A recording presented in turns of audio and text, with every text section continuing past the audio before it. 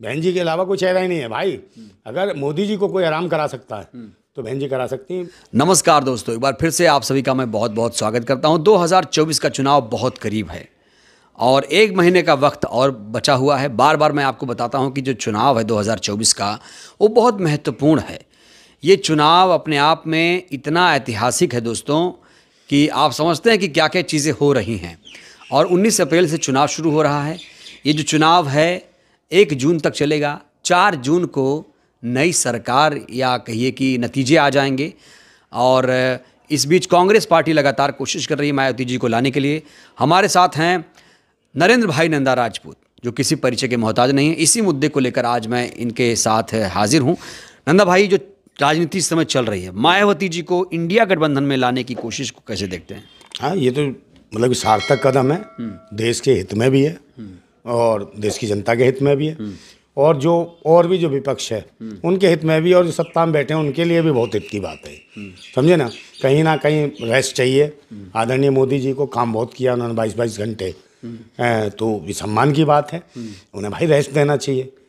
इतने ओजस्वी हैं, महापुरुष हैं और यशस्वी हैं, तो काफ़ी काम करते, तो इस टाइम इनको रेस्ट देना चाहिए और बहन जी को आगे लाना चाहिए। और इस रेस्ट के लिए बहन जी अच्छा आ सकती हैं आगे, और प्रधानमंत्री पद की दावेदार घोषित कर दी जाए और इंडिया गठबंधन से, तो मुझे लगता है आदरणीय प्रधानमंत्री जी जो 24 घंटे काम करते हैं, कभी जल में जाते हैं, कभी थल में जाते हैं, कभी यहाँ जाते हैं, उससे थोड़ा रेस्ट मिलना चाहिए। यार ऐसे महान लोग कब पैदा होते हैं भारत में? बड़ी मुश्किल से पैदा होते हैं। आदरणीय मोदी जी जैसे लोग कहाँ, बताओ, ब्रह्मा के बराबर उनकी सम्मान इज्जत पूरे भारत में मिल रही है, विष्णु के सम्मान में मिल रही है। वो चक्रधारी हैं, ये सुदर्शन चक्रधारी हैं, ये उड़ते रहते हैं आसमान में भी, ज़मीन में भी, थल में भी, आएँ भी, दाएँ भी, बाएँ भी, सारी काएँ कर देते हैं भाई। विपक्ष सब कांपता है, तो विपक्ष भी को भी आराम देना चाहिए भाई इनको। और बहन जी को आगे लाओ, बहन जी संभाल लेंगी इनकी। जब ये आराम करेंगे तो बहन जी सही तरीके से सत्ता को सही तरीके से चलाएंगी। और इनका जो सपना था, इतनी मेहनत कर रहे हैं विश्व गुरु बनाने का, वो विश्व गुरु भी बहन जी ही बना देंगी और सब लोग का समर्थन मिलेगा। और कहीं ना कहीं विपक्ष भी इससे संतुष्ट होगा। जो विपक्ष परेशान है कि मोदी जी आ जाएंगे, हाँ यार, मोदी जी की तबीयत भी ऐसी रहती है आजकल और उन्हें रेस्ट देना चाहिए। और ये भारत को इतना कुछ ऊंचाई पर पहुंचा चुके हैं कि पहले प्रधानमंत्री हैं जो इतनी ऊंचाई पर जाने के बाद, जो इतनी ऊंचाई पर लोग रहते हैं वहाँ पर भी ना हाथ हिलाने जाना पड़ता है। समझे कितनी मेहनत कर रहे हैं। और फिर नीचे ज़मीन में भी, पाताल लोग में जाते हैं, वहाँ आलती पालती मारते हैं, वहाँ भी हाथ हिलाते हैं। पहले प्रधान कितनी मेहनत कर रहे हैं यार। हैं बीच में ज़मीन वालों को समय नहीं है, सारे प्रधानमंत्रियों ने बीच वालों को देखा, मगर कभी किसी ने आकाश और पाताल को कभी देखा नहीं है। इसलिए मोदी जी ही कर सकते हैं ऐसा। तो मोदी जी का तो भाई सलाम कहूँ क्या कहूँ इनको, बस पूछो मत। मतलब अब आराम दिलाना चाहते हैं उनको? नहीं, ये आराम करने की ज़रूरत है भाई। इतना काम भी नहीं कराना चाहिए यार, बताओ। अच्छा नंदा भाई, एक चीज़ देखिए, कहावत यह है कि अगर दिल्ली आपको पहुंचना है तो आपको वाया उत्तर प्रदेश आना पड़ेगा। उत्तर प्रदेश की राजनीति इस समय किस दिशा में जा रही है? वो तो दिशा तो बहन जी के ऊपर है ना। उत्तर प्रदेश तो है ही उनके साथ, समझे नहीं, पूरा देश आ जाएगा। कोई गारंटी, अगर बहन जी का नाम आते ही, चाहे महाराष्ट्र क्यों ना हो, पश्चिम बंगाल क्यों ना हो, राजस्थान क्यों ना हो, उड़ीसा क्यों ना हो, पूरा देश, कश्मीर से कन्याकुमारी और जो भी है, जहाँ भी छोटे मोटे और भी राज्य हैं इधर जो नहीं भी आते, कश्मीर से कन्याकुमारी तक में भी, वो भी सब आ जाएंगे बहन जी के साथ। और तो नेपाल, भूटान, सूटान जहाँ के, वो बाहर से समर्थन करेंगे कि बहन जी को लाओ, बहन जी को लाओ, बहन जी को लाओ, और मोदी जी को रेस्ट पे ले जाओ। आप समर्थन कर रहे हैं बहन जी का? मेरा तो समर्थन पूरा है, 1001% समर्थन है मेरा। मैं चुनाव लड़ रहा हूँ, बहन जी का नाम लेके लड़ेंगे कि बहन जी प्रधानमंत्री की दावेदार रहेंगी और आदरणीय मोदी जी को रेस्ट दीजिए। इतना देश के लिए कौन विकास कर सकता है जितना इन्होंने विकास करा? समझे नहीं, इतना विकास करा है। तो आदमी ये देखता है विकास ही विकास है बस, और कुछ नहीं है। विकास के अलावा कुछ है ही नहीं, ना पोस्टर में, ना बैनर में, ना छत पे, ना आसमान में, सब जगह विकास दिखता है। आदमी जमीन पे भी खड़ा हो ना, यूँ देखता है, ऊपर नीचे सब जगह विकास लिखा होता है। तो बहन जी, आपने कहा कि आप चुनाव लड़ रहे हैं, कहाँ से चुनाव लड़ेंगे और बहन जी को आप समर्थन कर रहे हैं, कह रहे हैं? बिल्कुल पूर्वी दिल्ली से लड़ेंगे चुनाव। पूर्वी दिल्ली लोकसभा सीट है दिल्ली के अंदर, वहाँ से चुनाव लड़ेंगे और बहन जी हमारी प्रधानमंत्री की दावेदार रहेंगी। मान्यवर काशीराम को हम मानते हैं, बाबा भीमराव अम्बेडकर की विचारधारा को लेकर चलते हैं और कहीं ना क्रांतिकारी, कहीं ना कहीं, चाहे शहीद भगत सिंह हो, राजगुरु हो, सुखदेव हो, नेताजी सुभाष चंद्र बोस हो, अशफाक उल्ला खान हो, ऊधम सिंह हो, रानी अवंतीबाई हो, लक्ष्मीबाई हो, अहिल्याबाई हो, झलकारी बाई हो, बेगम शमरू हो, या फिर तिरंगे का महक बनाने वाली सुरैया तैयब हो। हम ऐसे लोगों का सम्मान करते हैं और कहीं ना कहीं इन्हीं लोगों के लिए मान सम्मान और स्वाभिमान की बात करेंगे और आगे बढ़ेंगे। और मोदी जी को कहेंगे आराम करो, आप महापुरुष हो, कहाँ से आए हो, इस भारत को कहाँ से कहाँ पहुँचा दिया। अच्छा, हाँ ठीक है। तो यानी 24 में पासा पलट जाएगा।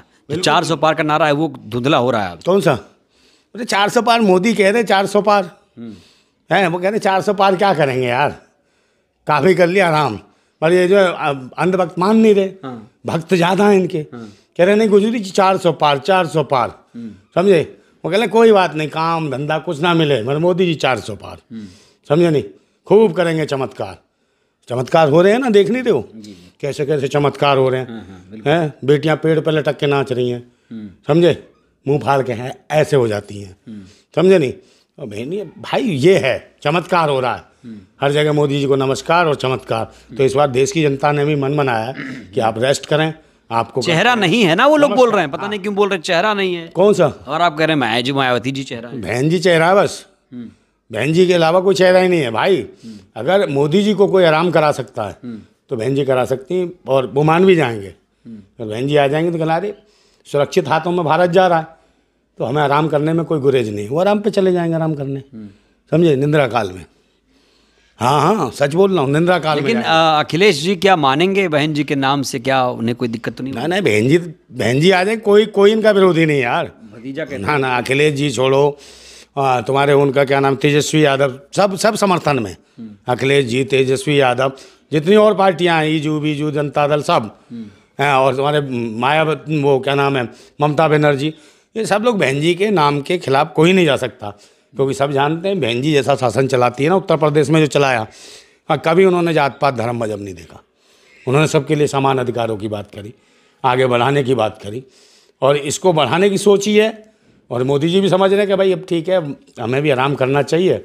और वो खुद कह रहे हैं कि भाई अब क्या करें, जब तुम ले आओगे बार बार राहुल जी को, कहले भाई बच्चों का काम नहीं है ये, है कोई आदमी खिलाड़ी ही चाहिए जो समझता हो, संविधान को जानता हो, संविधान को पढ़ा हो, जिसने, जो लोकतंत्र को समझता हो, जो मान्यवर काशीराम को जानता हो, जो बाबा भीमराव अम्बेडकर की विचारधारा को समझता हो, वही शासन कर सकता है। और मान्यवर मोदी जी जानते हैं, आदरणीय मोदी जी, कि सबसे ज़्यादा अगर विचारक हैं, संविधान को जानने वाले हैं, लोकतंत्र को समझने वाले हैं, सब लोगों में आस्था रखने वाले हैं, तो वो सिर्फ बहन मायावती हैं। अगर ये आती हैं तो निश्चित ही आदरणीय मोदी जी रेस्ट पे जाएंगे, आराम करेंगे, यार बहुत काम कर लिया।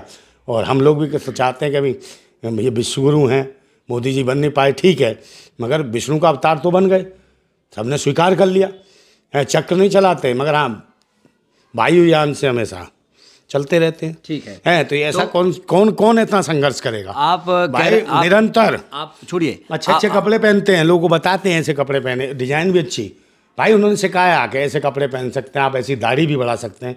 तो कितने लोगों ने दाढ़ी बढ़ाई, मोदी जी ने सिखाया ऐसे दाढ़ी यहाँ तक बढ़ा सकते हैं।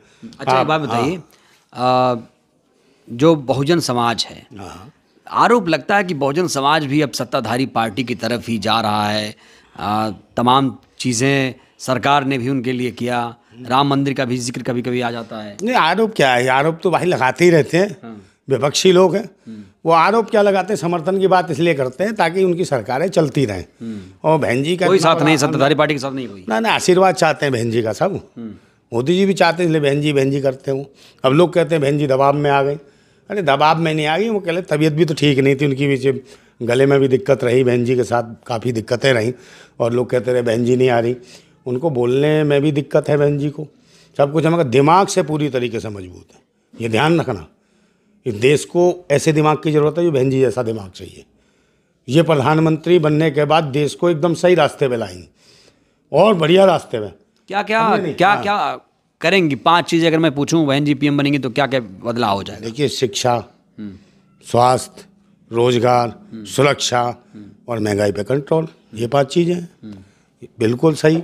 संविधान की सुरक्षा, देशवासियों की रक्षा, ये देश विश्वगुरु बनेगा और शुरू हो जाएगा, सब लोगों को रोजगार मिलेगा जगह जगह है। और कहीं ना कहीं जो भारतीय संविधान जो सबको समान अधिकार की बात करता है, सम्मान की बात करता है, जो कहता है कि समाजवाद, समतामूलक समाज, अम्बेडकरवादी विचारधारा से चलने वाला भारत, जो कहते हैं बाकी भारतवासियों के लिए काम करेगा, वो बहन जी करके दिखाएंगी। और देख लेना, ये जो माहौल जो चल रहा है कि जो संस्कार, चमत्कार, ये बिल्कुल बहुत अच्छे तरीके से चलेंगे। सब लोग सम्मान की दृष्टि से देखेंगे, हर कौम, हर जाति को। इससे ज़्यादा बड़ी बात नहीं होगी।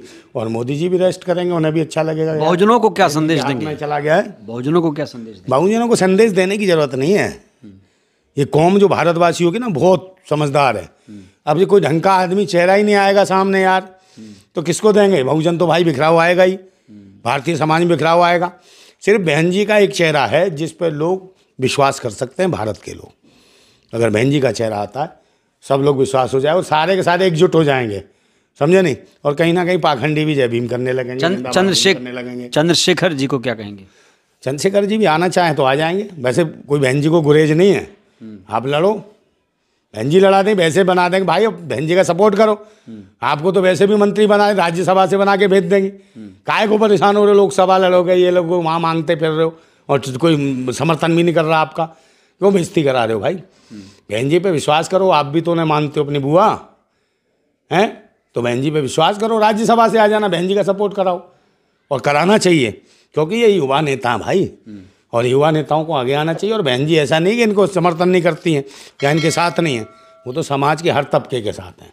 तो क्या भतीजे जो अखिलेश जी, खासतौर जो खुद को भतीजा कहते हैं, क्या उन्हें गुलदस्ता लेकर नहीं जाना चाहिए? बिल्कुल जाना चाहिए, और जाना भी क्या, वो या जाने की भी जरूरत नहीं है। तो बुआ है, भतीजा का दूर से भी कह देगा कि बुआ हम तुम्हारे साथ हैं, इतने में काम हो गया। गुलदस्ते तो बहुत सारे लेके पहुंच जाएंगे वहाँ, है गुलदस्ते वालों को कमी है क्या?